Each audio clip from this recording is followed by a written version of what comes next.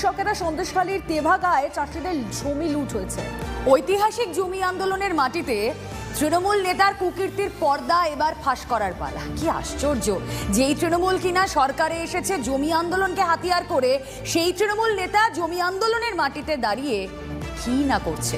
ভুয়ো দলিল তৈরি করে বর্গাদারদের পেটে লাথি শাহজাহান বাহিনী। প্রশাসনের দ্বারস্থ হয়েও বিচার মেলেনি। শাহজাহান ত্রাসে ঠুঁটো জগন্নাথ জেলা প্রশাসন। শাহজাহানকে তো সবাই বলছে মাসিহা, ভগবান। ভগবান নয়, ভগবান ওপরে ভগবান, ভিতরে শয়তান। কোনোদিন বিচার পাইনি আর পাবো বলে আশা করি না।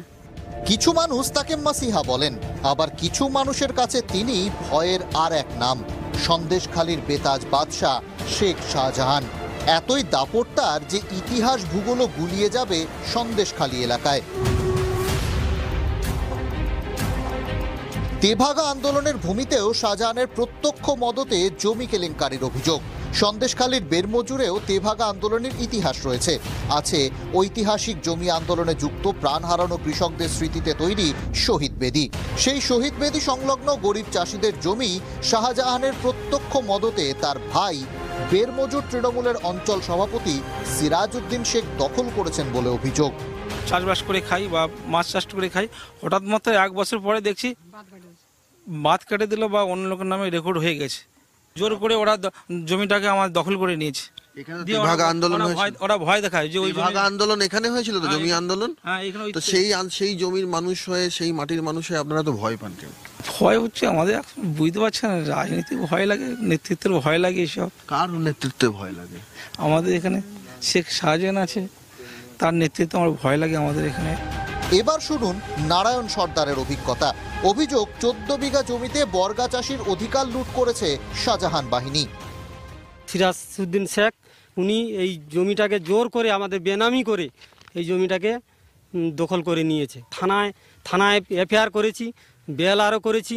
হ্যাঁ, বেএলআর বলছে যে এই এলাকা, আমি এখানে যদি চাকরি করতে হয় আমাকে, তাহলে আমাকে এখানে তোমাদের কথা শুনলে হবে না, তোমরা ওপর মহলে চলে যাও। আইনত কিন্তু তোমরা বর্গাদারে পাবে, হ্যাঁ আইনত কিন্তু পাবে, কিন্তু আইনত করতে গেলে আমাকে এখানে ধামাখালি পেরোতে দেবে না।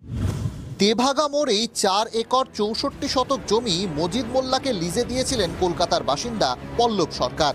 নথি ও ভিডিও ফুটেজ সহ সেই প্রমাণও দিয়েছেন তিনি।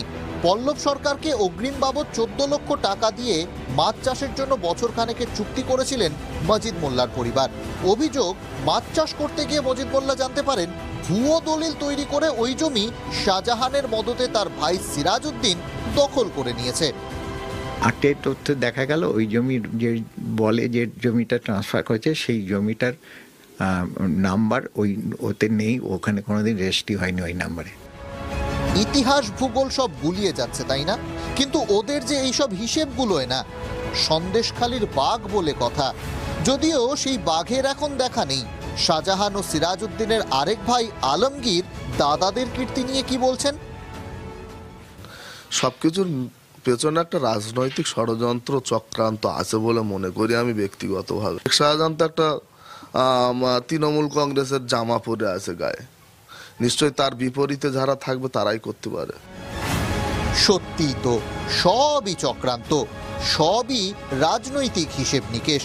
কিন্তু ইতিহাস ভূগোল যে বদলে যাচ্ছে তার বেলা, তখন কোনো চক্রান্ত কাজ করেনি।